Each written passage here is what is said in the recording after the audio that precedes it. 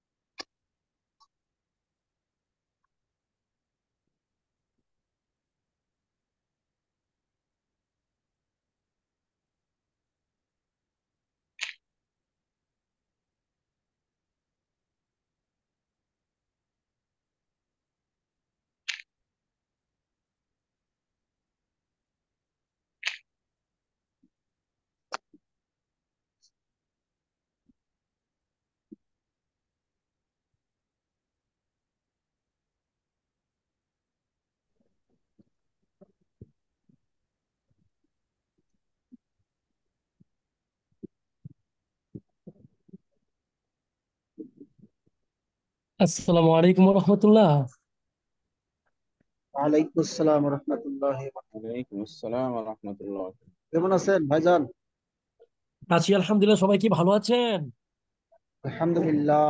কোথা থেকে বলছেন? আমি গাজীপুর টঙ্গী থেকে। গাজীপুরি সাপ। ভাই টঙ্গী বাজার নাকি? এই পশ্চিম নাকি থানা এলাকা কই? 27, গাজীপুরা 27। আতাশ। আমি ঘাপাড়া থেকে টঙ্গী ঘাপাড়া থেকে ভাইয়া। আব্দুল্লাহ হাতিমি সাহেব ভালো আছেন? জি আলহামদুলিল্লাহ, ভালো আছেন? হ্যাঁ ভালো, আমি তো আমার সাথে দেখা করতে চাই কিন্তু আমি ব্যস্ততার কারণে আর দেখা করতে পারি নাই। দেখা ভাই করবো টঙ্গী বলছিলাম। বাজার থেকে বলতেছিলাম, টঙ্গী বাজার। টঙ্গী বাজারের নাম কি? বউ বাজার ভাই। জুবাইর হাসান। জি ভাই, জি ভাই। আহ, কাছি আমরা। তা আমরা তো ইচ্ছা করলে সবাই দেখা করতে পারি, যারা টঙ্গী আসি একদিন। আসেন পরে ইনশাল্লাহ একদিন, আসেন ইনশাল্লাহ। ইয়াতে কালকে আসেন এই আমাদের খরচুর মাহফিলে। কোথায় রে? আসলে ভাইয়া আমার বাড়ি তো খাপাড়া টঙ্গীতে, কিন্তু আমি তো ট্রিটমেন্ট করতেছি ঢাকার বাইরে। কোন জায়গায় এটা ভাই, মাহফিল? মাহফিল করতে হলে ইয়াতে যে আমাদের ইমাম উলামা ঐক্য পরিষদের সাবেক সেক্রেটারি আমাদের ইয়া ভাইয়ের 27 কি ভাই 51 ওয়ার্ড ইমাম ঐক্য নাকি? পরিষদের। স্থানটা একটু বললে সুবিধা হইতো, আমি এগুলো এদিকে বেশি চিনি না তো, সাথে সাথে। আপনাদের আপনাদের কত নং ওয়ার্ড? 51 ওয়ার্ড। ও, বুঝছি, আমাদের 54 নং। 54 চিনি, 54 তো যে আপনাদের নাসির মোল্লা। আসসালামু আলাইকুম রহমতুল্লাহ। হুম। ওয়ালাইকুম আসসালাম। ভাই সকলের দাওয়াত থাকলো আগামীকাল মার্কাজুত তারবিয়ার আল্লামা খালিদ সাইফুল্লাহ ইউবি সাহেবের মাদ্রাসা ইসলামী মাহফিল হবে, সকলে উপস্থিত থাকার জন্য আহ্বান করা হলো। কত নম্বরে? ঢাকা উত্তরা কত নম্বরে আলহামদুলিল্লাহ। ভাই এটা বক্তা ঢাকা কে? বক্তা কে? হেমায়েতপুর, হেমায়েতপুর সাভার, সাভার হেমায়েতপুর আলমনগর। হ্যাঁ আলমনগর, ঠিক আছে। কে কে আসবে এখানে? এখানে ইসলাম মাহফিলে অনেকেই আসবে, আল্লামা খালিদ সাইফুল্লাহ ইউবি থাকবে। গত গত মাহফিলে রেজাউল করিম আবরার ছিল, হেদায়েতুল্লাহ খান আজাদী ছিল, কেফায়েতুল্লাহ আজহারী ছিল, হাসান জামিল ছিল, হামিদ জহুরী সাহেব ছিল, তাজউদ্দিন আল হামিদি ছিল, মধুবুর বিশ্বাস ছিলেন, আরো অনেকেই ছিল। দুঃখিত ভাই, কালকে আমার মাহফিল আছে বুঝছেন, কালকে আমার মাহফিল। আমি আমার কাছে নেই ওখানে। السلام عليكم ورحمة الله না, وبركاته. হানি ভাঙ্গাইতে বড় ভাই। উস্তাদ জি চলে আসছে, আমরা কেউ কথা না বলি।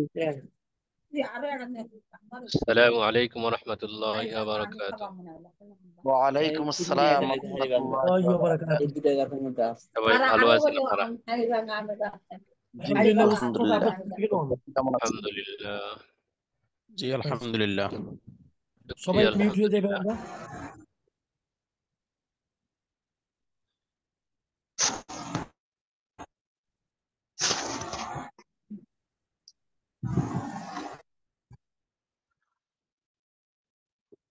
তো আমরা গতকাল সামান্য একটু সবক পড়েছিলাম, আজকে আবার একটু সামনে যেতে চাচ্ছি, দেখি আল্লাহ রাব্বুল আলামিন তৌফিক দেন। আমাদের গতকালের আলোচনা ছিল মানাহিজুল ফাতোয়া ফিস সালাফ, সালফে সালেহিনদের ফতোয়া প্রদান পদ্ধতি নিয়ে। রাসূলুল্লাহ সাল্লাল্লাহু আলাইহি ওয়াসাল্লামের সময় ফতোয়া দান কেমন ছিল, এটা নিয়ে গতকাল আলোচনা হয়েছে। আজকে মানহাজুস সাহাবা ওয়াত তাবিঈন ফিল ইফতা।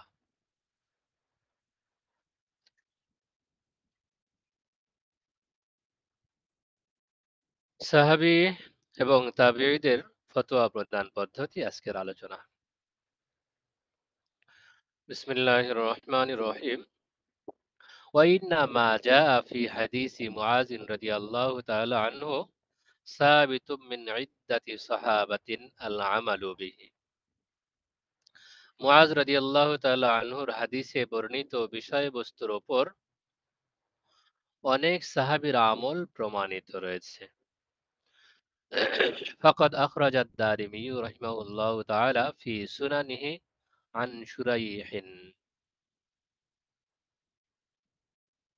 হযরত দারিমি রহমাতুল্লাহি আলাইহি তার সুনানে দারিমিতে বর্ণনা করেছেন হযরত শুরাইহ রহমাতুল্লাহি আলাইহি থেকে, আন্না উমর ইবনুল খাত্তাব রাদিয়াল্লাহু তাআলা আনহু কাতাবা ইলাইহি, হযরত ওমর ফারুক রাদিয়াল্লাহু তাআলা আনহু তার কাছে চিঠি প্রেরণ করেছেন। ইন্না কি ইন জাআকা শাইউন ফি কিতাবিল্লাহি ফাকজি বিহি। হযরত মুআজ রাদিয়াল্লাহু তাআলা আনহুর কাছে চিঠি প্রেরণ করেছেন এ মর্মে, ইন জাআকা শাইউন ফি কিতাবিল্লাহি ফাখযি বিহি। যদি আপনার সামনে কিতাবুল্লাহ কোনো বিষয়বস্তু আসে, কিতাবুল্লাহ সরাসরি বর্ণিত হয়, যেটাকে আমরা ওহী মাতলু হিসেবে আগে থেকে জানি, তাহলে ফাকজি বিহি, আপনি সেই মর্মেই ফয়সালা করুন। ওয়ালা ইয়ালফিতান্নাকা আনহুর রিজাল, সেখান থেকে কোনো মানুষ যেন আপনাকে সরাতে না পারে। ফাইন যা ফাইন যা কামা লাইসা ফি কিতাবিল্লাহি ওয়ালাম ইয়াকুন ফি সুন্নাতি মিন রাসূলিল্লাহি সাল্লাল্লাহু আলাইহি ওয়াসাল্লাম ওয়ালাম ইয়াকুন ফিহি সুন্নাতুম মিন রাসূলিল্লাহি সাল্লাল্লাহু আলাইহি ওয়াসাল্লাম ফানজুর মাজতামা আলাইহিন নাসু ফাখুজ বি। আর যদি আপনার সামনে এমন কোনো ফয়সালা উপস্থাপিত হয় যা কিতাবুল্লাহতে নেই, কিতাবুল্লাহতে আপনি পাচ্ছেন না, আবার রাসূলুল্লাহ সাল্লাল্লাহু আলাইহি ওয়াসাল্লামের সুন্নাহর মাঝেও সেটা নেই, ফানজুর মাজতামা আলাইহিন নাস, তখন আপনি লক্ষ্য করুন মানুষ একত্রিত হয়েছে, অর্থাৎ ইজমা হয়েছে মানুষের এইরকম বিষয় কোনটি, ফাখুজবি, আপনি সেটাই গ্রহণ করুন। যদি কিতাবুল্লাহ না পান, সুন্নাতে রসুলে দেখুন, সুন্নাতে রসুলেও যদি না পান, তখন ইজমাউন নাসে দেখুন, মানুষের সম্মিলিত অভিমত কোনটি। ফাইন জাকা মা লাইসা ফি কিতাবিল্লাহি তাআলা ওয়ালাম ইয়াকুন ফিহি সুন্নাতুম মিন রাসূলিল্লাহি সাল্লাল্লাহু আলাইহি ওয়াসাল্লাম ওয়ালাম ইয়াতাকাল্লাম ফিহি আহাদুন ক্বাবলাক। আর যদি বিষয় এমন হয় যে আপনার কাছে এমন কোনো বিষয় উপস্থাপিত হলো, এমন কোনো মামলা আপনার সামনে এলো যেটা কিতাবুল্লাহতে বিদ্যমান নেই, আবার রাসূলুল্লাহ সাল্লাল্লাহু আলাইহি ওয়াসাল্লামের সুন্নাতেও সেটা নেই, ওয়ালাম ইয়াতাকাল্লাম ফিহি আহাদুন ক্বাবলাক, এমন কি আপনার পূর্বে এই বিষয়ে কেউ কোনো কিছু বলেওনি, অর্থাৎ কারো কোনো বাণীও নেই, ফাখতার আইয়াল আমরাইন শিতা, তখন আপনার সামনে দুটি বিষয়, আপনি যেটা ইচ্ছা গ্রহণ করুন। ইন শিতা আন তাজতাহিদা বিরাইক, যদি আপনি চান তাহলে আপনার রায় অনুযায়ী ইজতিহাদ করবেন। তুম্মা তাতাকাদ্দামা ফাতাকাদ্দাম, অতঃপর আপনার সামনে যেটা ভালো মনে হয় সেই অনুযায়ী সামনে অগ্রসর হবেন। ওয়াইন শিতা আন তাতাআখারা ফাতাআখার, আর যদি আপনি বিলম্ব করাটা পছন্দ করেন তাহলে বিলম্ব করবেন। ওয়ালা উরাত তাখিরা ইল্লা খায়রান লাক, তবে আমি আপনাকে বিলম্ব করাটাই অধিক ভালো মনে করি, আপনার জন্য দেরি করা, বিলম্ব করে ফয়সালা করা, এটাই আপনার জন্য অধিক কল্যাণকর মনে করি।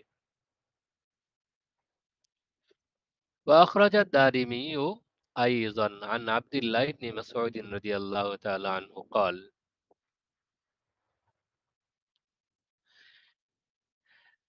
হযরত দারিমি রহমাতুল্লাহ আলাইহি আব্দুল্লাহ ইবনে মাসউদ রাদিয়াল্লাহু তাআলা আনহু থেকে আরো বর্ণনা করেছেন, তিনি বলেন, ফাইযা সুইলতুম আন শাইইন ফানজুরু ফি কিতাবিল্লাহ, যখন আপনি কোনো বিষয় সম্পর্কে জিজ্ঞাসিত হন তখন লক্ষ্য করুন কিতাবুল্লাহ কি আছে।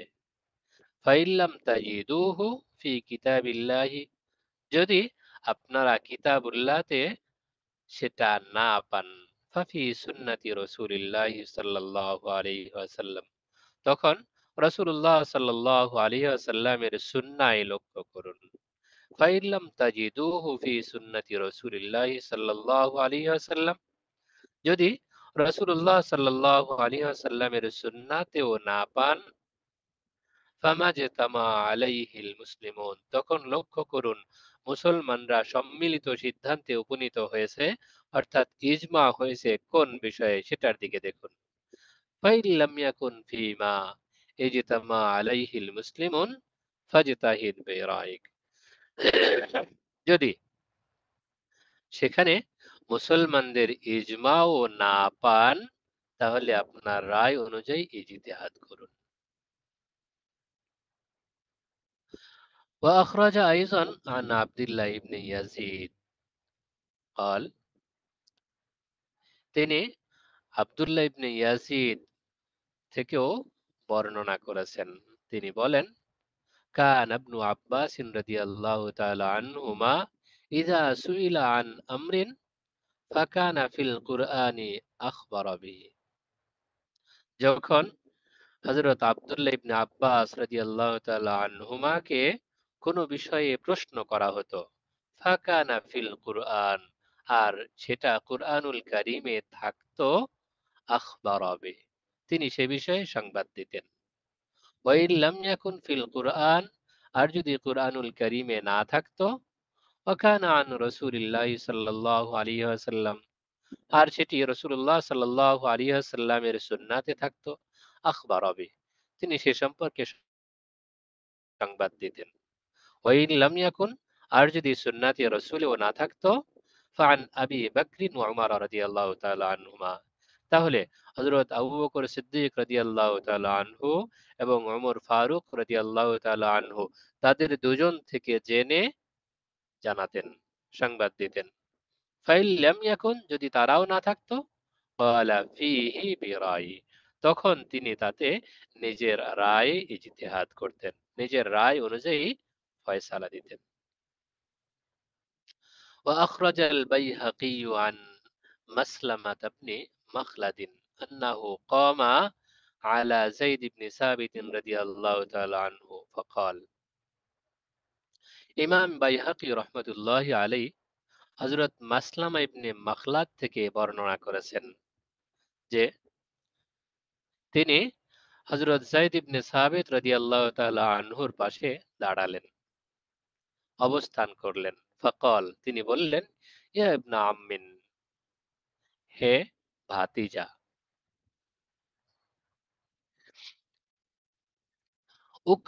উকরিহুনা আলাল কাযাই, আমাদেরকে কখনো কখনো বিচার কার্য সম্পাদন করতে বাধ্য করা হয়, তখন আমাদের ব্যাপারে ফয়সালা কি?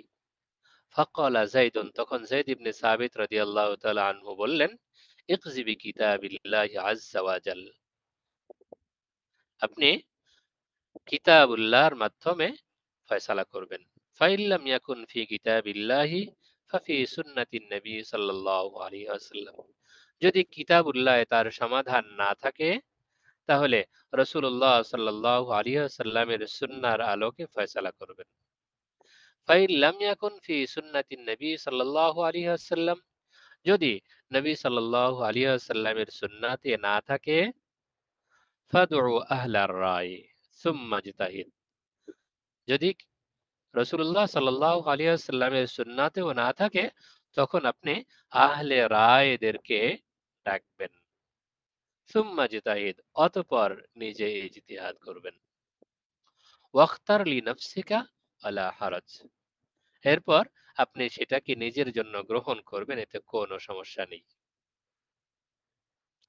وكذلك أخرج البيهقي عن إدريس الأودي قال, এমনি ভাবে ইমাম বাইহাকি রহমতুল্লাহ আলাই হযরত ইদ্রিস আউদি রহমতুল্লাহ আলাই থেকে বর্ণনা করেছেন, তিনি বলেন, আখরাজা ইলাইনা সাঈদ ইবনে আবি বুরদা কিতাবান ফাকাল, আমাদের কাছে সাঈদ ইবনে বুরদা রাদিয়াল্লাহু তাআলা আনহু একটি কিতাব প্রেরণ করলেন, একটি চিঠি প্রেরণ করলেন। ফাকাল, তিনি বললেন, হাযা কিতাবু উমর রাদিয়াল্লাহু তাআলা আনহু ইলা আবি মুসা রাদিয়াল্লাহু তাআলা আনহু, এটি হযরত ওমর ফারুক রাদিয়াল্লাহু তাআলা আনহু কর্তৃক আবু মুসা রাদিয়াল্লাহু তাআলা আনহুর প্রতি প্রেরিত চিঠি। ফাযাকারাল হাদিস, অতঃপর হাদিস উল্লেখ করলেন। ওয়া ফীহি, এবং তাতে ছিল, আল ফাহমা ফীমা ইয়াখতালিজু ফি সাদরিকা মিম্মা লাম ইয়াবলুগকা ফিল কুরআনি ওয়াস সুন্নাহ, যেই বিষয়ে আপনার কাছে কোরআন ও সুন্নাতে কোনো কিছু পৌঁছেনি, সেক্ষেত্রে আপনার সন্দেহ হলে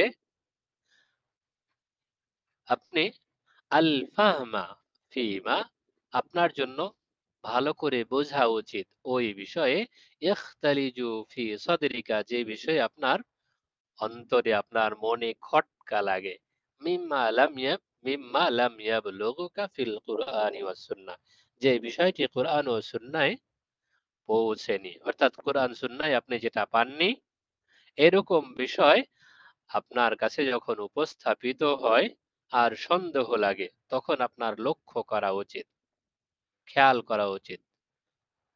ফাতাআররাফ ফিল আমসাল ওয়াল আশবাহ, তখন আপনি অনুরূপ বিষয়ের প্রতি লক্ষ্য করবেন। এরকম আরো কি কি বিষয়ে সমস্যা সৃষ্টি হতে পারে, তার সমাধান কোথায় কোথায় আছে, তো অনুরূপ বা সমসাময়িক বিষয়ের দিকে লক্ষ্য করবেন। সুম্মা কিসিল উমুরা ইনদা যালিকা, অতঃপর ওই অনুরূপ বিষয়ে সম্পর্কে আপনি কিয়াস করবেন। ওয়ামিদ ইলা আহাব্বিহা ইলাল্লাহি ওয়া আসবাহিহা ফিমা তারা, এবং লক্ষ্য করবেন যে কাছাকাছি বিষয়গুলো, অনুরূপ বিষয়গুলোর মধ্যে আপনি কিয়াস করছেন, চিন্তা ভাবনা করে একটা ফয়সালা দিচ্ছেন, সেক্ষেত্রে আল্লাহ রাব্বুল আলামিনের কাছে অধিক পছন্দনীয় কোনটি, ওয়া আসবাহিহা ফিমা তারা, এবং আপনি যে বিষয়গুলো অনুরূপ মনে করছেন তার মধ্যে আল্লাহ রাব্বুল আলামিনের কাছে অধিক পছন্দনীয় কোনটি, সেটার দিকে লক্ষ্য করবেন, সেটা গ্রহণ করবেন। ফাহাউলাই সাহাবাতি রাদিয়াল্লাহু তাআলা আনহুম কুল্লুহুম মাশাউ আলাল আসলি আল্লাযী যুকরা ফি হাদিসি মুআয রাদিয়াল্লাহু তাআলা আনহু মিম্মা ইউকাব্বি যালিকাল হাদিস ওয়া ইয়াদুল্লু আলা সিহহাতি কওলি ইবনিল কাইয়্যিম রাহিমাহুল্লাহু তাআলা আন্না হাদিসা মুআয আমিলা বিহি সালাফুস সালিহুন। ফাহাউলাই সাহাবা রাদিয়াল্লাহু আনহুম কুল্লুহুম মাশাউ আলাল আসল, সুতরাং এ কথা বলা যায় ওই সমস্ত সাহাবায়ে কেরামের সবাই একটি মূল নীতির ওপর চলেছেন, আল্লাযী যুকিরা ফি হাদিসি মুআয রাদিয়াল্লাহু তাআলা আনহু, যা হযরত মুআয রাদিয়াল্লাহু তাআলা আনহুর হাদিসে উল্লেখ করা হয়েছে। অর্থাৎ হযরত মুআয রাদিয়াল্লাহু তাআলা আনহুর হাদিসে যেই মূলনীতি, যেই উসুলের কথা বলা হয়েছে, সমস্ত সাহাবায়ে কেরাম সেই উসুল, সেই মূলনীতির আলোকেই চলেছেন। মিম্মা ইউকাব্বি যালিকাল হাদিস, আর তাদের এই চলা, তাদের এই মূলনীতি অনুসরণ করাটাই ওই হাদিসটাকে অধিক শক্তিশালী করেছে। আমরা পেছনে হাদিস নিয়ে আলোচনা করেছিলাম, যেখানে হাদিস নিয়ে সামান্যতম আপত্তি ছিল, কালাম ছিল, যে যেই সাহাবী, যেই রাবি হাদিসটি বর্ণনা করেছেন, তিনি কার থেকে বর্ণনা করেছেন, সুনির্দিষ্ট ব্যক্তি পাওয়া যাচ্ছিল না। সেখানে অনেক ধরনের তাবিল করা হয়েছে। এর মধ্যে একটা বড় কথা ছিল, নির্দিষ্ট কোনো ব্যক্তি থেকে বর্ণনা করে এক বিশাল জামাত থেকে বর্ণনা করা হয়েছে। এই বিষয়টি মুআয রাদিয়াল্লাহু তাআলা আনহুর হাদিসে যেহেতু বিদ্যমান, আর এই হাদিসের উপরে, এই হাদিসে যে মূলনীতি বর্ণিত হয়েছে, এই মূলনীতির উপরে সবাই চলছেন। অতএব এই কথা বলতেই হয়, তাদের এই চলা, তাদের এই অনুসরণ করাটাই এই হাদিসটিকে অধিক শক্তিশালী করেছে। ويدل على صحة قول ابن القيم رحمه الله تعالى أن حديث معاذ عمل به السلف الصالحون, আর এই বিষয়টি দালালত করে যে ইবনুল কাইয়িম রাহিমাহুল্লাহ তাআলার এই দাবিটাকে সহিহ, ওয়ায়াদুল্লু আলা সিহহাতি কওল ইবনুল কাইয়িম, আর ইবনুল কাইয়িম রহমতুল্লাহ আলাইহি এর এই কওল, এই উক্তিকে, এই উক্তির সত্যতা বা সঠিকতার প্রতি দালালত করে।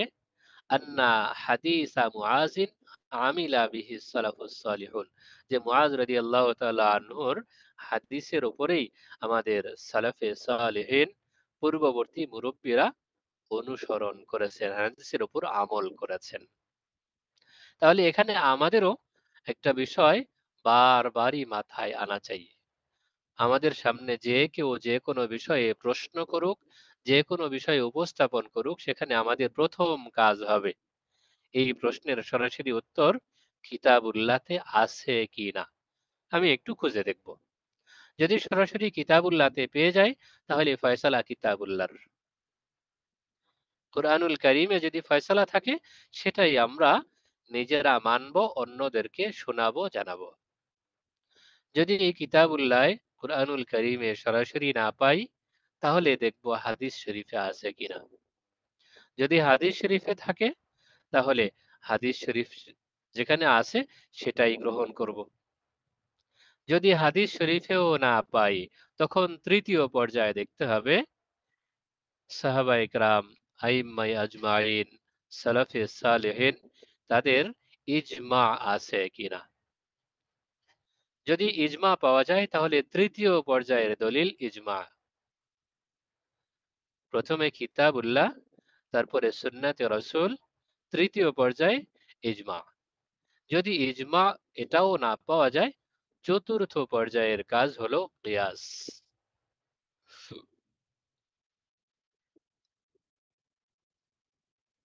তাহলে কোরআন ও হাদিসের দলিল মোট চারটি, মূলনীতি চারটি। এই চারটি এখান থেকে আমরা স্পষ্টভাবে পেলাম। কিতাবুল্লাহ সেখানে যদি পাওয়া যায় অবশ্যই মানতে হবে, সুন্নাতে রাসূল সেখানে পাওয়া গেলে অবশ্যই মানতে হবে, ইজমা, ইজমায়ে উম্মত সেখানে পাওয়া গেলে অবশ্যই মানতে হবে।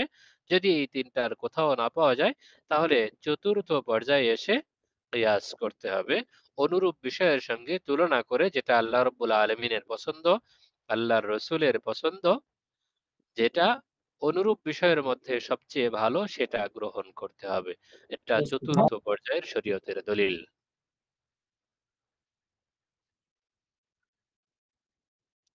এবার আমরা আর একটু সামনে যাব। আল ফাতওয়া ফি আহদি সাহাবা রাদিয়াল্লাহু তাআলা আনহুম আজমাইন। সাহাবীদের যুগে ফতোয়া প্রদান পদ্ধতি কেমন ছিল? ذكر ابن القيم رحمه الله تعالى في إعلام الموقعين। আল্লামা ইবনুল কাইয়িম জাওজিয়া রাহিমাহুল্লাহ তাআলা তার ইলামুল মুওয়াক্কিঈন গ্রন্থে বর্ণনা করেছেন আন্নাল্লাযীনা হুফিজাত মিনহুমুল ফুতিয়া মিন আসহাবি রাসূলিল্লাহি সাল্লাল্লাহু আলাইহি ওয়াসাল্লাম মিআতুন ওয়া নাইফুন ওয়া সালাসুনা নাফসান মা বাইনা রাজুলিন ওয়া ইমরাতিন। যারা রাসূল করিম সাল্লাল্লাহু আলাইহি ওয়াসাল্লামের সাথী সঙ্গীদের মধ্যে, সাহাবায়ে কেরামের মধ্যে পুরুষ মহিলা উভয় শ্রেণী থেকে ফতোয়ার কাজটি সংরক্ষণ করেছেন, ফতোয়ার বিষয়গুলো সংরক্ষণ করেছেন, তাদের সংখ্যা হলো 130 থেকে সামান্য কিছু বেশি। মিয়াতুন ওয়া নাইফুন ওয়া সালাসুনা, সরাসরি এমন বলা যেত মিয়াতুন ওয়া সালাসুনা, 130 জন, মাঝখানে ওয়া নাইফুন যোগ করা হয়েছে, এর দ্বারা কিছু বেশি বোঝায়, সুনির্দিষ্ট সংখ্যা নয়, 130 থেকে সামান্য কিছু বেশি। মা বাইনা রজুলিন ওয়া ইমরাতিন, এদের মাঝে পুরুষও ছিল মহিলাও ছিল। ফতোয়া প্রদানের দায়িত্ব পালন করেছেন সাহাবায়ে কেরামের মাঝে এই 130 থেকে সামান্য কিছু বেশি। ফাকান আল মুকসিরুনা মিনহুম সাবআন, এই যে 130 বা 130 থেকে কিছু বেশি বলা হলো, এদের মাঝে অধিক পরিমাণ ফতোয়া প্রদান করতেন মাত্র 7 জন। এই 7 জন হলেন উমর ইবনুল খাত্তাব রাদিয়াল্লাহু তাআলা আনহু, আলী ইবনে আবি তালিব রাদিয়াল্লাহু তাআলা আনহু, আব্দুল্লাহ ইবনে মাসউদ রাদিয়াল্লাহু তাআলা আনহু, আয়েশা উম্মুল মুমিনিন রাদিয়াল্লাহু তাআলা আনহু, যায়েদ ইবনে সাবিত রাদিয়াল্লাহু তাআলা আনহু, আব্দুল্লাহ ইবনে আব্বাস রাদিয়াল্লাহু তাআলা আনহু, আব্দুল্লাহ ইবনে উমর রাদিয়াল্লাহু তাআলা আনহুম আজমাইন। এদের সংখ্যা মাত্র 7 জন। আমরা মনে রাখার স্বার্থে এইভাবে খেয়াল করতে পারি। এটা কখনো কখনো পরীক্ষায় চলে আসে। আপনাদেরও শেষে যেহেতু পরীক্ষা হবে, যদি ঘটনাক্রমে চলে আসে তখন প্যাচ লাগতে পারে, হঠাৎ মনে রাখা কঠিন। তো মনে রাখার স্বার্থে আমরা এইভাবে বলতে পারি, 2 খলিফা, উমার ও আলী। 3 আব্দুল্লাহ, আব্দুল্লাহ ইবনে উমার, আব্দুল্লাহ ইবনে মাসউদ, আব্দুল্লাহ ইবনে আব্বাস। একজন যায়েদ ইবনে সাবিত রাদিয়াল্লাহু তাআলা আনহু, আরেকজন উম্মুল মুমিনিন আয়েশা সিদ্দিকা রাদিয়াল্লাহু তাআলা আনহা।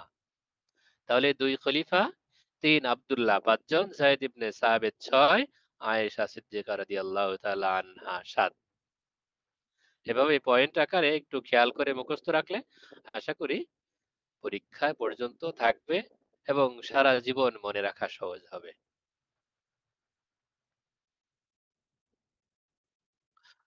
وذكر ابن حزم رحمه الله تعالى أنه يمكن أن يجمع فتاوى كل واحد منهم صفر زخيم।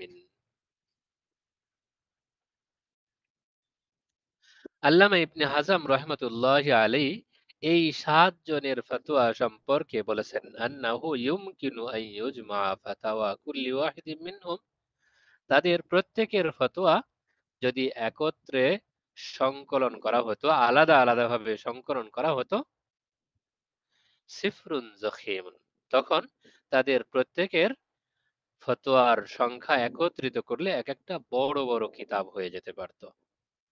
সিফরুন জখিমুন, বড় বড় কিতাব। ক্বালা, তিনি বলেন, ওয়াকাদ জামা আবু বকর মুহাম্মদ ইবনু মুসা ইবনু ইয়াকুব ইবনু আমিরিল মুমিনিন আল মামুন فتي عبد الله بن عباس رضي الله تعالى عنهما في 20 كتابا। হযরত আবু বকর মুহাম্মদ ইবনে মুসা ইবনে ইয়াকুব ইবনে আমিরুল মুমিনিন মামুন, বাদশাহ মামুন রশিদের অধস্তন বংশধর আবু বকর, তিনি আব্দুল্লাহ ইবনে আব্বাস রাদিয়াল্লাহু তাআলা আনহুমার ফতোয়াগুলো 20 খণ্ডের এক কিতাবে সংকলন করেছেন। আবু বকর মুহাম্মদ আল মাযকুর আহাদু আইম্মাতিল ইসলাম ফিল ইলমি ওয়াল হাদিস। আবু বকর মুহাম্মদ, উল্লিখিত আবু বকর মুহাম্মদ, তিনি কে? আহাদু আইম্মাতিল ইসলাম ফিল ইলমি ওয়াল হাদিস, ইলম এবং হাদিসের ক্ষেত্রে ইমামদের একজন তিনি। তাহলে 7 জনের ফতোয়া সম্পর্কে আমরা ধারণা পেলাম যে 7 জন সাহাবা একরামের মাঝে সবচেয়ে বড় মুফতি ছিলেন। তাদের এক একজনের ফতোয়ার পরিধি, একজনের কথা উল্লেখ করা হলো 20 খণ্ডে সন্নিবেশিত একটি কিতাব, এমন প্রত্যেকের ফতোয়াই হতে পারত।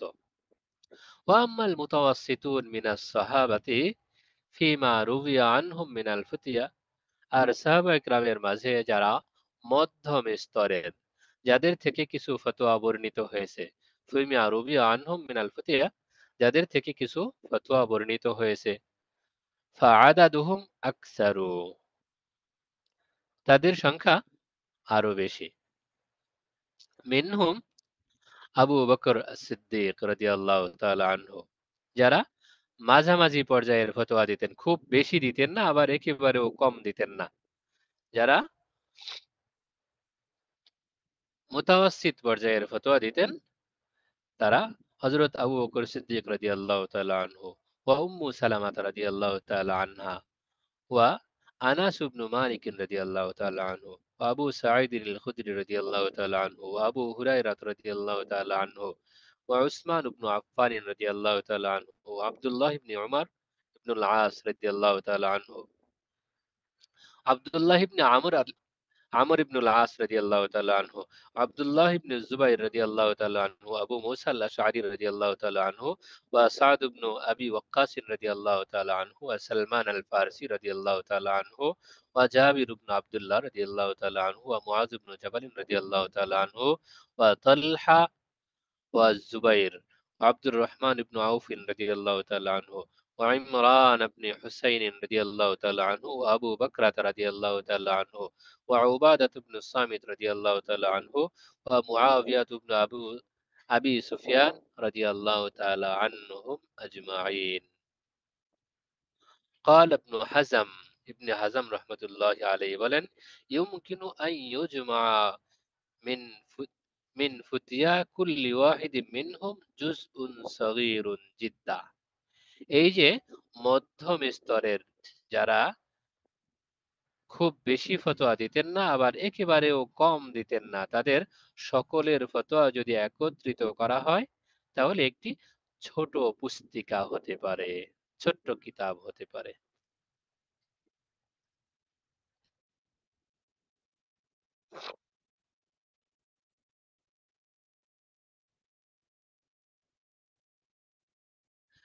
এখানেও এসে আমাদের পরীক্ষার দিকে লক্ষ্য করে সহজ একটা বিষয় উপস্থাপন করা যেতে পারে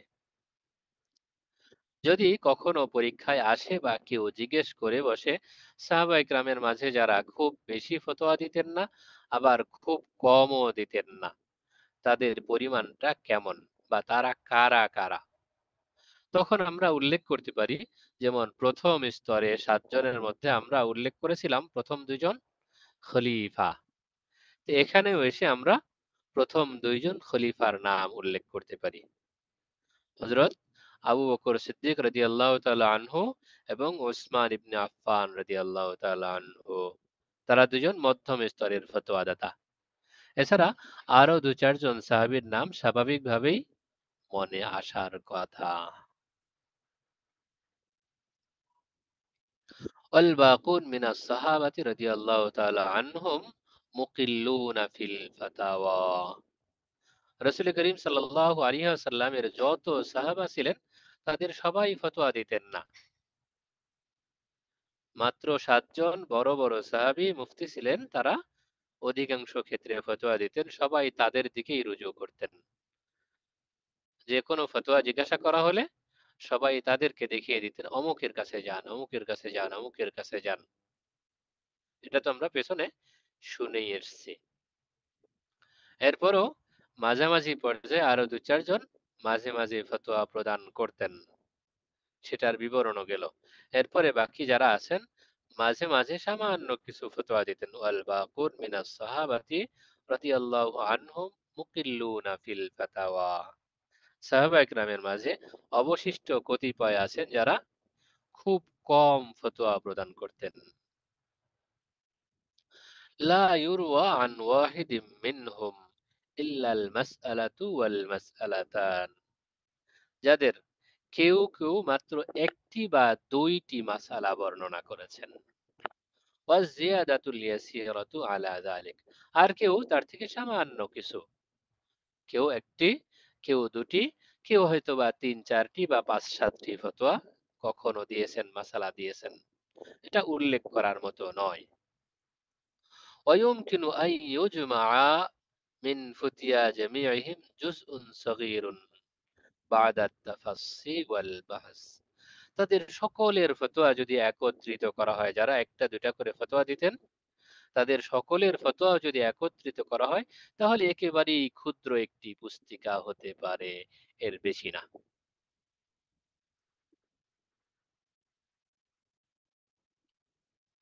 ثم ذكر ابن القيم رحمه الله تعالى أسماء هؤلاء المقلين من الصحابة ناقلا عن ابن حزم رحمه الله تعالى অতঃপর আল্লামা ইবনু কাইয়িম জাওজিয়া রহমাতুল্লাহি আলাইহি তিনি ইবনে হাজাম রহমতুল্লাহি আলাইহি থেকে ওই স্বল্প পরিমাণ ফতোয়া দাতা সাহাবা ইকরামের নামগুলো উল্লেখ করেছেন ثم استغرب أنه عد منهم ماعزا والغامدة رضي الله تعالى عنهما অতঃপর তিনি আশ্চর্যান্বিত হয়েছেন যে তাদের মাঝে হযরত মাইজে আসলামী রাদিয়াল্লাহু তাআলা আনহু এবং গামেদিয়া রাদিয়াল্লাহু তাআলা আনহার কথাও উল্লেখ করা হয়েছে অকাল এবং বলেছেন লাআল্লাহু তাখায়্যালা আন্না ইকদামাহুমা আলা জাওয়াজিল ইকরারি বিজিনা মিন গায়রি ইস্তিজানিন লিরাসূলিল্লাহি সাল্লাল্লাহু আলাইহি ওয়াসাল্লাম ফি যালিকা হুয়া ফাতওয়ান লিআনফুসিহিমা লিজাওয়াজিল ইকরার وقد أقر عليها فإن كان تخيل هذا فما أبعده من خيال أو لعله ظفر عنهما بفتوى في شرع من الأحكام এখান থেকে বোঝায়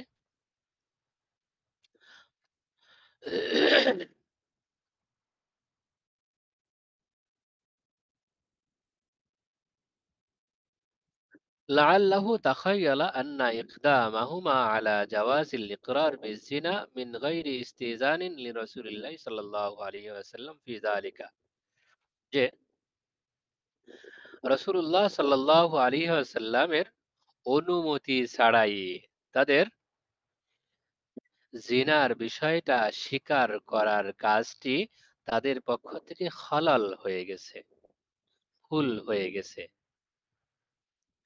মিন গায়রি ইস্তিজানিন লিরাসূলিল্লাহি সাল্লাল্লাহু আলাইহি ওয়াসাল্লাম, রাসূলুল্লাহ সাল্লাল্লাহু আলাইহি ওয়াসাল্লাম এ সম্পর্কে অনুমতি দেওয়ার পূর্বেই হুয়া ফাতওয়ান লিআনফুসিহিমা লিজাওয়াজিল ইকরার, সেটাও স্বীকারোক্তি বৈধতার জন্য নিজের পক্ষে বা নিজের ওপরেই একটি ফতোয়া হয়ে গেছে। তারা যখন তাদের জিনার বিষয়টা স্বীকারোক্তি দিয়েছেন, নিজেরা স্বীকার করেছেন, তখন নিজের উপর শাস্তি আরোপের ক্ষেত্রে এটা ফতোয়ার রূপ লাভ করেছে। এই যে একটি বিষয় নিজে স্বীকারোক্তি দিলেন, এটা ফতোয়া হয়ে গেল, এটাও সাহাবায়ে কেরামের মাঝে গণনায় এসছে, হিসাবে এসছে, অমুক একটি ফতোয়া দিয়েছেন। ওয়াকাদ উকিররা আলাইহা, আর সেটাও তাদের বিরুদ্ধে স্বীকারোক্তি হয়ে গেছে। ফাইন কানা তাখায়্যালা হাযা ফামা আবআদুহু মিন খিয়ালিন, যদি এটা তাদের পক্ষ থেকে হালাল হয়ে থাকে, ভুল চুক হয়ে থাকে, ফামা আবআদুহু মিন খিয়ালিন, তাহলে তাদের এই ভুল হয়ে যাওয়াটা, তাদের মুখ ফসকে বেরিয়ে যাওয়াটাও এটা দূরবর্তী কোনো বিষয় নয়। আও লাআল্লাহু যাফিরা আনহুমা বিফাতওয়ান ফি শাইইন মিনাল আহকাম।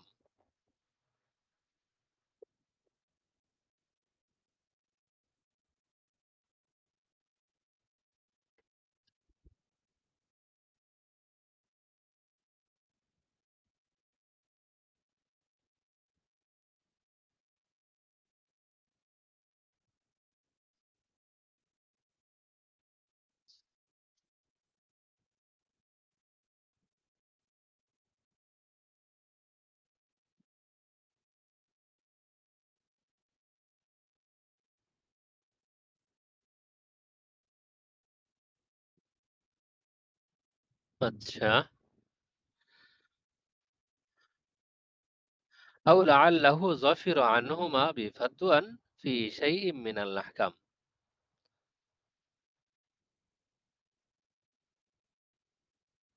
তো যাফিরা পাওয়া, আও লাআল্লাহু যাফিরা আনহুমা, অথবা হতে পারে তিনি তাদের দুজন থেকে কোনো ফতোয়া পেয়েছেন, ফি শাইইন মিনাল আহকামি, বিধানের ক্ষেত্রে, বিশাইইন মিনাল আহকামি, আহকাম সম্পর্কিত কোনো ফতোয়া তাদের দুজন থেকে পেয়েছেন।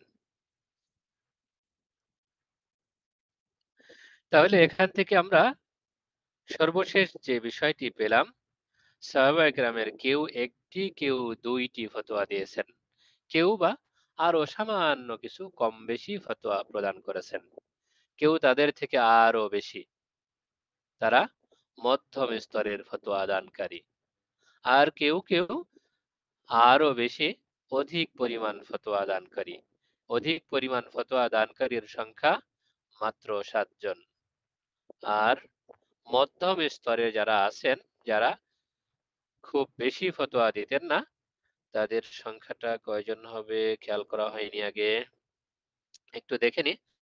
আবু বকর সিদ্দিক রাদিয়াল্লাহু তাআলা আনহু, উম্মু সালামা রাদিয়াল্লাহু আনহু, আনাস ইবনে মালিক রাদিয়াল্লাহু আনহু, আবু সাঈদ আল খুদরি রাদিয়াল্লাহু আনহু, আবু হুরায়রা রাদিয়াল্লাহু আনহু, উসমান ইবনে আফফান রাদিয়াল্লাহু আনহু, আব্দুল্লাহ ইবনে আমর ইবনে আস রাদিয়াল্লাহু আনহু, আব্দুল্লাহ ইবনে জুবাইর রাদিয়াল্লাহু আনহু, আবু মুসা আল আশআরী রাদিয়াল্লাহু আনহু, সাদ ইবনে আবি ওয়াক্কাস রাদিয়াল্লাহু আনহু, সালমান আল ফারসি রাদিয়াল্লাহু আনহু, জাবির ইবনে আব্দুল্লাহ রাদিয়াল্লাহু আনহু, মুআজ ইবনে জাবাল রাদিয়াল্লাহু আনহু, তালহা রাদিয়াল্লাহু আনহু, জুবাইর রাদিয়াল্লাহু আনহু, আব্দুর রহমান ইবনে আউফ রাদিয়াল্লাহু তাআলা আনহু, ইমরান ইবনে হুসাইন রাদিয়াল্লাহু আনহু, আবু বকর রাদিয়াল্লাহু আনহু, উবাদাতু ইবনে সামিত রাদিয়াল্লাহু আনহু, মুআবিয়া রাদিয়াল্লাহু তাআলা আনহু। মোটামুটি 20 জন।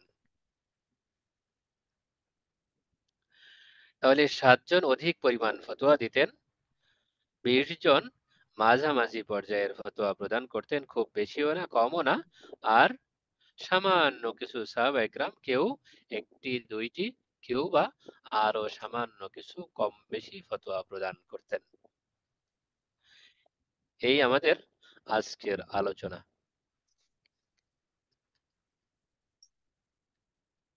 বাকিটা ইনশাল্লাহ আগামীকাল আলোচনা করব। এর মধ্যে যদি কারো কোথাও অস্পষ্টতা থাকে অথবা এই সম্পর্কিত আসসালামু আর আলাইকুম কথা ওস্তাদ। জানার মতো থাকে। ওয়ালাইকুম আসসালাম ওয়া রাহমাতুল্লাহি ওয়া আবু বারাকাতুহু। বকর সিদ্দিক এবং আবু বকরাতা ওনারা তো দুইজন ছিলেন না? জি জি, দুজন। একজন আবু বকর সিদ্দিক রাদিয়াল্লাহু আনহু খলিফাতুল মুসলিমিন, আর একজন আবু বকরা, দুজন ভিন্ন ভিন্ন। ওস্তাদ জি, আসসালামু আলাইকুম। ওয়ালাইকুম আসসালাম ওয়া রাহমাতুল্লাহ। আমি গতকালকে একটা মাসালার সম্মুখীন হয়েছি, মানে এই জন্য গতকালকে জিজ্ঞাসা করতে বলেছিলাম, তা আপনি অসুস্থ দেখা আর জিজ্ঞাসা করা হয় নাই। আমি গতকালকে বিতির নামাজটা, মানে বিতিরের দোনো দিকে সালাম ফিরানোর পরও আমার মনে হয়েছে যে আমার উপর সেজদায় সাহু ওয়াজিব ছিল। তখন আমার জন্য কি করা, যে সেজদায় সাহু দেবো নাকি আবার নতুন করে নামাজ পড়তে হইব? যদি নামাজের উভয় দিকে সালাম ফেরানোর পরেও কারো মনে হয় যে আমার উপর সিজদায়ে সাহু ওয়াজিব ছিল, আদায় করা হয়নি, তাহলে যতক্ষণ পর্যন্ত নামাজ ভঙ্গের কোনো কারণ সংঘটিত না হবে জি ততক্ষণ জি সিজদায়ে সাহু করা যাবে। জি উস্তাদ জি, আমি কালকে এটাই করছি, সাথে সাথে সেজদায় সাহু দিয়া তারপরে আমি নামাজটা শেষ করছি। তো ভাবছি যদি আমার নামাজটা না হয় পরে আমি আবার কাজা করে নেবো আর কি। যাক, না, শুকরিয়া। এতে সমস্যা নেই, শুকরিয়া। ওস্তাদ জি, আমার একটা প্রশ্ন ছিল। জি যদি 4 রাকাত বিশিষ্ট নামাজের মধ্যে স- ফরজ, 4 রাকাত বিশিষ্ট ফরজ নামাজের মধ্যে তৃতীয় রাকাতের মধ্যে শুধু সূরা ফাতিহা পড়তে হয়, তৃতীয় চতুর্থ রাকাতের মধ্যে সূরা জি শুধু শুধু সূরা ফাতিহা পড়তে হবে, ওই জায়গার মধ্যে ভুলে আমি অন্য সূরা মিলিয়ে ফেলছি, জি এখন কি আমার উপর সাজদা ওয়াজিব হবে? জি না, 4 রাকাত বিশিষ্ট ফরজ নামাজের তৃতীয় এবং চতুর্থ রাকাতে সূরা ফাতিহার সাথে অন্য সূরা অন্য না সূরা, মিলানো মুস্তাহাব। খেয়াল জি, রাখবেন, আহ ফরজ না নামাজের মিলানো তৃতীয় ও চতুর্থ রাকাতে সূরা আসসালামু ফাতিহার সাথে অন্য সূরা না মিলানো মুস্তাহাব। আলাইকুম। যখন মিলিয়ে ফেলেছেন তখন মুস্তাহাবের খেলাফ হয়েছে, আর মুস্তাহাবের খেলাফ সুন্নাতের খেলাফের কারণে সিজদায়ে সাহু ওয়াজিব হয় না। সিজদায়ে সাহু ওয়াজিব হয় যদি ওয়াজিব, কেউ অনিচ্ছায় ওয়াজিব ছেড়ে দেয়। জি, জাযাকাল্লাহ খায়র ওয়া আহসানুল জাযা। বারাকাল্লাহ। আসসালামু আলাইকুম। আসসালামু আলাইকুম উস্তাদ। ওয়ালাইকুম তাহলে আসসালাম। যদি সুন্নত 4 রাকাত বিশিষ্ট সুন্নত নামাজ, যদি উভয় রাকাতে তো 4 রাকাতে সূরা মিলাতে হয়, এখন যদি 4 রাকাতে সূরা না মিলে 2 রাকাত সূরা মিলাইলো আর 2 রাকাত সূরা মিলাই নাই, 4 রাকাত সুন্নত, তাহলে এটা কি একই অবস্থা? জি না, আমি বলেছি আচ্ছা আগেরটা শুধু ফরজ নামাজের ক্ষেত্রে, শেষ 2 রাকাতে সূরা না মিলানো মুস্তাহাব ছিল। আর সুন্নত আর বেলায় সুন্নাত 4 রাকাত নামাজের 4 রাকাত সুন্নাত নফলের সকল রাকাতেই সূরা মিলানো ওয়াজিব। যদি মাশাআল্লাহ। ইচ্ছাকৃতভাবে ছেড়ে দেয় তাহলে নামাজটা নতুন করে পড়তে হবে। আর যদি ইচ্ছাকৃত না হয়, অনিচ্ছা এমন ছুটে যায়, তাহলে সিজদায়ে সাহু লাগবে। আসসালামু জি আলাইকুম জি। রহমতুল্লাহ। ওয়ালাইকুম আসসালাম ওয়া রাহমাতুল্লাহ। আমার একটু এবারতটা বুঝতে পারি, কোথায়? হলো যে আখরাজাল বাইহাকি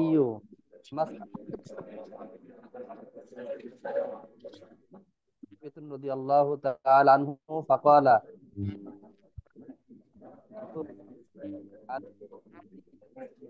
আপনার কথাটা স্পষ্ট শুনতে পাচ্ছি না, আপনার মাইক্রোফোনটা মনে হয় অস্পষ্ট।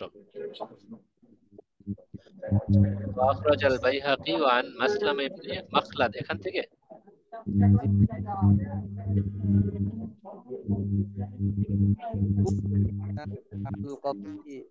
হ্যালো, আপনাকে শুনতে পাচ্ছি না আমি।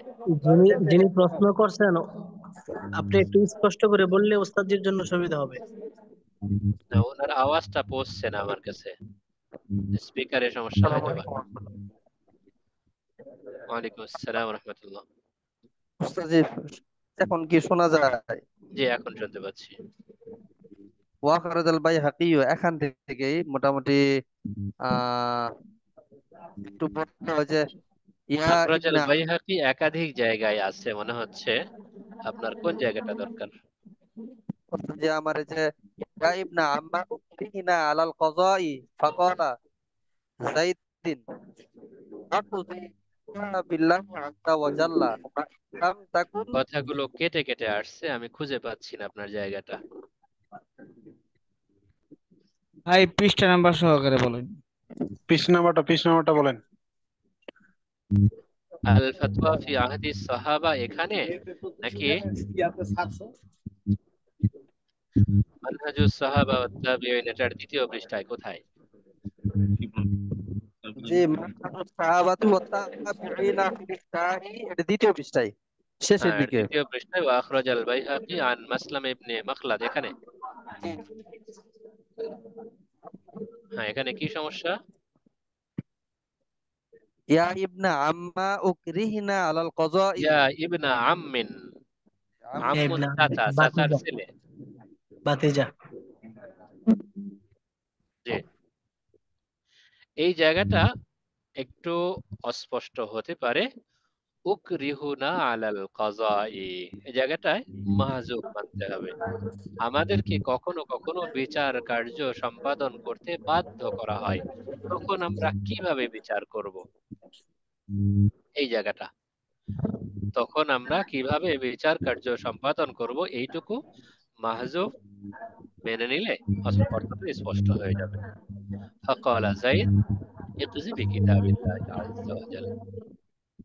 ঠিক আছে? জি ইনশাআল্লাহ, জি বুঝছি ইনশাআল্লাহ। উকরিহুনা আলাল কাযাই, কখনো কখনো আমাদের বিচার কার্য সম্পাদন করতে, বিচারক হতে, জাস্টিস হতে বাধ্য করা হয়, তখন আমরা তো বিচার জানি না কিভাবে করব, আপনি বলে দেন। জি তখন তিনি পরামর্শ দিচ্ছেন এইভাবে করবেন। জি, আসসালামু আলাইকুম রহমতুল্লাহ। ওয়ালাইকুম আসসালাম ওয়া রাহমাতুল্লাহি ওয়া বারাকাতুহু। ওস্তাদ জি, আমার একটা আজকে দর্শের বাহিরে একটা প্রশ্ন, সেটা হলো মহরে ফাতিমি বর্তমান সময়ে কত আসে? তো জানা থাকলে বললে ভালো। আমাদের ফাতেমের বিষয়টা শুধু সংখ্যাটা খেয়াল রাখতে হয়, বাজার দরটা স্বর্ণকার থেকে জেনে নেওয়া যায়।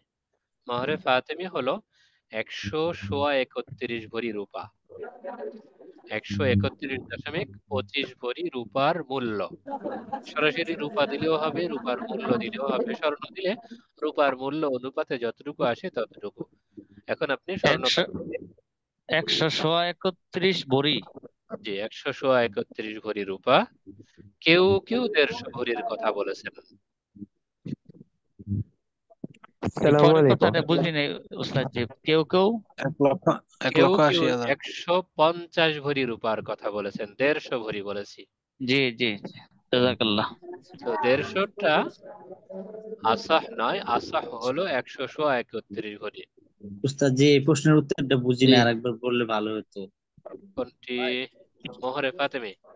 জি মোহরে ফাতেমির পরিমাণ হলো, মুফতি মোহাম্মদ শফি রহমতুল্লাহ আলাইহির তাহকিক মতে 131 ভরি। আমাদের দেশের ওজন পদ্ধতি অনুযায়ী 131 ভরি রূপার মূল্য।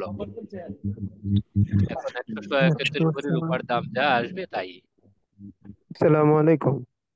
ওয়ালাইকুম জি আসসালাম ওয়া রাহমাতুল্লাহ। ওস্তাদ জি, যেহেতু মোহরে ফাতেমি সম্পর্কে আলোচনা আসলো, এই সম্পর্কে একটি প্রশ্ন করতে চাই। সেটা হলো মোহরে ফাতেমি কি কখনো মানে নির্ধারণ হবার পর কম বাড়া হয়? যেমন ধরা হয়েছে মোহরে ফাতেমি, এটা কি সময়ের ব্যবধানে দাম বাড়ার সাথে সাথে বাড়বে বা কমবে এরকম কিছু? আমি শুনেছিলাম যে এটা নাকি প্রতি বছর বৃদ্ধি পায়, এরকম কিছু যদি হয়ে থাকে একটু জানাবেন। আমরা তো প্রায় প্রতিদিনের মতো বাড়ি এখানে একটা বিষয় স্পষ্ট করে নিলে আর এই সমস্যায় পড়তে হবে না। আসলে আমরা তো সুযোগও তালাশ করি, আবার সুযোগে সৎ ব্যবহারও করতে চাই। মোহর কমানোর জন্য আমরা কখনো কখনো বলে ফেলি মোহরে ফাতিমি দেব। জি জি, মোহরে এমনটা বলে ফাতিমি উস্তাদ জি। দেওয়ার কথা বলি কম দেওয়ার জন্য, আবার বিয়ের পরে মোহর পরিশোধ করি না, এটা বাকি থাকে। এই হলো সমস্যা, যে কম দিতেও চাই আবার বাকিও রাখতে চাই। যদি এটা আমরা নির্ধারণ করে ফেলি মোহরে ফাতিমি, অর্থাৎ ওই দিনের বাজার অনুযায়ী যত টাকা আসে সেটা উল্লেখ করি, ব্র্যাকেটে যদি উল্লেখ করে দিই মোহরে ফাতেমি, কথার কথা 2,52,000 টাকা। ঠিক আছে বুঝেছেন?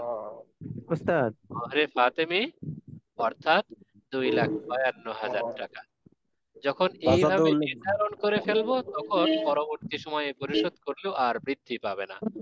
আর যদি জি মোহরে জি জি, ফাতেমি এতটুকুতে স্পষ্ট করে রেখে দিই, এর তাহলে বিপদ সংখ্যা আছে। কত নির্দিষ্ট করে না দেই, তাহলে যখন পরিশোধ করতে যাব তখনকার মোহরে ফাতেমি 131 ভরি রূপার যে দাম আসবে এটা দাম দিবা। আসসালামু আলাইকুম রহমতুল্লাহ। উস্তাদ জি, উস্তাদ যেহেতু মোহর ফাতিমি সম্পর্কে আলোচনা আসছে, এখন আমি জানতে চাচ্ছি মোহরে ফাতিমি কি সুন্নাহ? মোহরে ফাতেমি সুন্নাহ বলা যায় না, মুস্তাহাব, উত্তম। সুন্নত মোহরটা কি রকম হবে উস্তাদ জি? রাসূলুল্লাহ সাল্লাল্লাহু আলাইহি ওয়াসাল্লাম তার স্ত্রীদেরকে যে মোহর দিয়েছেন সেটাকে সুন্নাতে রাসূল বলা যায়, সেটার পরিমাণ আরো কম। শুধু একজনের মোহর বেশি ছিল, যা ওই যে বাদশাহ নাজ্জাশী পরিশোধ করেছিলেন। আগে কথা চালু করে আনি দিই। সর্বনিম্ন কত হতে পারে মোহর উস্তাদ জি? সর্বনিম্ন মোহর হতে পারে 10 দিরহাম। 10 দিরহামের পরিমাণ আসে আমাদের দেশের হিসাবে মনে হয় 2.25 ভরি, একটু দেখতে হবে, 2,500 টাকা হয়তো বা 2500, বেশি 10 হবে এখন। দিরহাম 3,000 টাকার মতো আর কি, এরকম একটা হিসাব এখন আগে বেশি করছিলাম। হবে, এখন রূপার দাম বেশি। উস্তাদ, এটাই সর্বনিম্ন। কেউ দাম না জানার কারণে মোহরে ফাতেমি বর্তমানে তো উল্লেখ করে 23,000 টাকা যদি আছে, 23,000 টাকা। মোহরে ফাতেমি উল্লেখ করে যদি 1.5 লক্ষ টাকা উল্লেখ করে, তাহলে জি, কি এই 1.5 লক্ষ টাকাই হবে নাকি এটা কম বাড়া হবে? মোহরে ফাতেমি উল্লেখ করে যদি 1.5 লক্ষ টাকা উল্লেখ করে আর সেটা স্ত্রী তার অভিভাবকরা মেনে নেয়, তাহলে এটাই হবে। 1.5 লক্ষই হইব, 1.5 লক্ষই। হ্যাঁ, আর 1.5 লক্ষ। জাযাকাল্লাহ, জাযাকাল্লাহ। টাকাটা উল্লেখ করা হয়ে গেছে বর্তমান দরে, পরে আর বাড়ার চান্স নাই। আর উল্লেখ না করলে যখন পরিশোধ তখন উল্লেখ না ওই মূল্যে করলে টাকা তো দিতে যখন হবে। পরিশোধ করবে তখনকার হিসেবেই পরিশোধ করতে হবে। উস্তাদ জি, 10 দিরহামে কত ভরি হয়? 10 দিরহামে সম্ভবত 2.25 ভরি হয়, সঠিক উস্তাদ জি, বলতে তাহলে পারছি না, এটা দেখার দরকার আছে। স্বর্ণ না রূপা? তাহলে তো 10 দিরহাম রূপা উস্তাদ না জি, স্বর্ণ? মোহরটা কি সামর্থ্য অনুযায়ী দেওয়া জায়েজ না সুন্নাহ? সামর্থ্য অনুযায়ী কম বেশ হবে? মোহর আসলেও স্বামী স্ত্রী উভয়ের সামর্থ্য অনুযায়ী নির্ধারণ হওয়ার কথা। স্বামীর সামর্থ্য আছে 10,000 টাকার, কিন্তু আঞ্চলিক প্রচলন অনুযায়ী লেখা হলো 5 লাখ টাকা, সে সারা জীবনে পরিশোধ করতে পারবে না, কম না হওয়া চাই। ওস্তাদ জি, মোহর নির্ধারণ তো স্বামী স্ত্রী উভয়ের উস্তাদ জি, মতামত লাগে, উস্তাদ কিন্তু জি, ওই এখন মোহর স্ত্রীর কথা বললে গার্জিয়ান কথা বলে, এটা কি ঠিক? উভয়ের, স্বামী স্ত্রীর উভয়ের মতামত এখানে এইভাবে বলা আসলেও কঠিন। এক হইছে। আসলেও মেয়েটাকে তার বাবা ছোট থেকে যে বড় করেছে, আমাদের দেশের প্রচলন আর আরব আমিরাতের প্রচলন একরকম হয় না। আরব আমিরাতের প্রচলন যতটুকু শোনা যায়, তারা এই সন্তানকে, এই মেয়েটাকে ছোট থেকে বড় করতে যেই পরিমাণ খরচ হয়েছে এর সম্ভাব্য দ্বিগুণ ধরে মোহর আদায় করেন।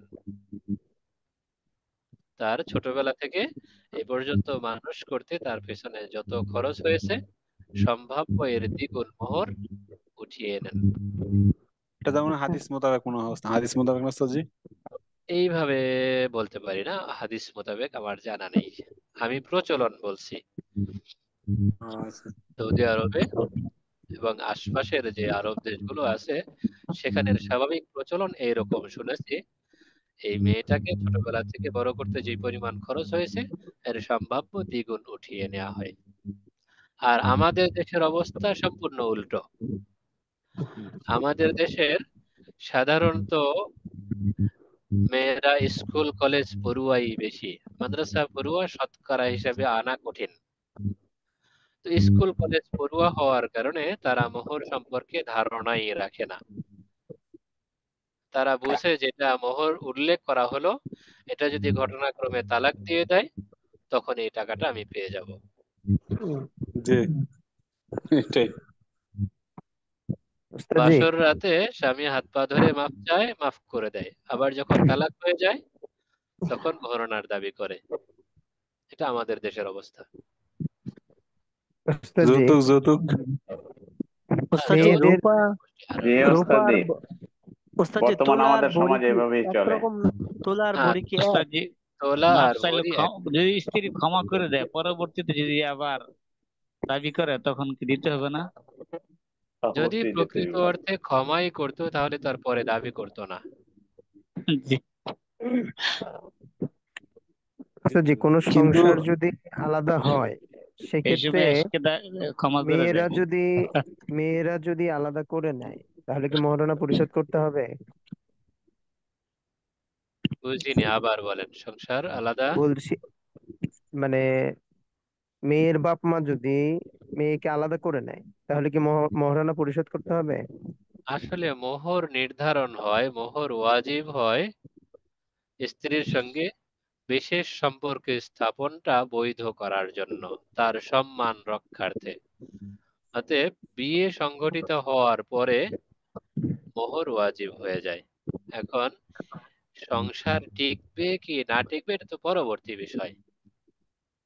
হ্যাঁ, পরবর্তী সময়ে যদি মোহর বাকি থাকে, স্ত্রী সংসার করতে না চায়, তখন সে চাইলে মোহর যেটা বাকি আছে এটার বিনিময়ে খোলা করতে পারে। খোলা বলা হয়তো নির্দিষ্ট পরিমাণ টাকার বিনিময়ে বা নির্দিষ্ট পরিমাণ পণ্যের বিনিময়ে স্বামীর কাছ থেকে নিজেকে ছাড়িয়ে নেওয়া। এটা মোহরের বাকি টাকার বিনিময়ে হতে পারে, নগদ টাকার মাধ্যমেও হতে পারে। এটা খোলা এই করা জন্যই যায়। দেখা, এই জন্যই বাংলাদেশের সব ইয়াতে খোলা তালাক লেখা থাকে, খোলা তালাক খোলা তালাক লেখা থাকে কাজে অফিসে। হ্যাঁ, অনেকখানি থাকে। আর স্বামী তালাক দিতে চাইলে পুরোটা পরিশোধ করতে হবে। স্বামী তালাক দিতে চাইলেও পুরোটা পরিষ্কার করতে হবে, দিতে না না চাইলেও চলে পুরোটা পরিষ্কার করতে হবে। ওস্তাদ জি বর্তমান সরকার তো একটা নিয়ম করেছে, এটা তো খুব সুন্দর হয়েছে। মেয়ে যদি স্বামীকে ডিভোর্স দেয় তাহলে মোহরের টাকাও দিতে হয় মেয়েকে। এটা এটা শুনতে কি থেকে বাবা। ভাই আব্দুল ভাই, এটা কি কার্যকর করছে? এটা ফেক আইডি থেকে আসছে। এটা একটা মতামত সরকারে প্রকাশ বলে না, করছে। এটাকে ফেসবুকে সরকারের ছবি দিয়ে ছাড়ছে। হ্যাঁ, ফেক আইডি আসলে এটা এটা ভাই, ভুয়া। সরকারে বলে নাই। আচ্ছা, এরকম কোনো বিষয় আমাদের সামনে এখনো আসেনি। এরকম অনেকগুলি ফেসবুকে দিয়েছে যে বর্তমান সরকারের ছবি দিয়া। ইমাম আচ্ছা, আমাদের মজিনের আজকের বিষয় নিয়ে মনে হয় আলাদা কোনো আর প্রশ্ন নেই, বোঝা যায় ভিন্ন জি বিষয়ে জি জি তাহলে জি আমরা শেষ জি করতে পারি। জি জি আসসালামু ওস্তাদ জি আলাইকুম। জি। আমরা আওয়ারেজ অনেক আসসালামু বিষয় আপনার কাছ থেকে ওস্তাদ জি, জানতে পারলাম, আলহামদুলিল্লাহ, শুকরান। ওস্তাদ জি আপনার শরীরটা ভালো হয়েছে গতকালকে থেকে? আলহামদুলিল্লাহ, গতকাল থেকে অনেকটা ভালো। আলহামদুলিল্লাহ, জি আল্লাহ আল্লাহ তাআলা শেফায়ে সাথে কামেলা কামেলা নসিব আফিয়াতে করেন। দায়েমা নসিব করেন। আলহামদুলিল্লাহ, আলহামদুলিল্লাহ। চাই আল্লাহ হায়াতে রাব্বুল আলামিন তয়্যিবা আমাদের তওয়িলা শান্তি নসিব থাকার করেন আমাদের তৌফিক দান। ওস্তাদ জিকে। আসসালামু আলাইকুম। সুবহানাল্লাহি ওয়া বিহামদিহি সুবহানাল্লাহি আসসালামু ওস্তাদ জি, আসসালামু আসসালামু আলাইকুম ওয়া আলাইকুম রাহমাতুল্লাহি ওয়া ওয়া রাহমাতুল্লাহি বারাকাতুহু। ওয়ালাইকুম ওয়ালাইকুম আসসালাম ওয়া আসসালাম রাহমাতুল্লাহি ওয়া রহমতুল্লাহি ওয়া বারাকাতুহু। বারাকাতুহু। ওয়া বারাকাতুহু।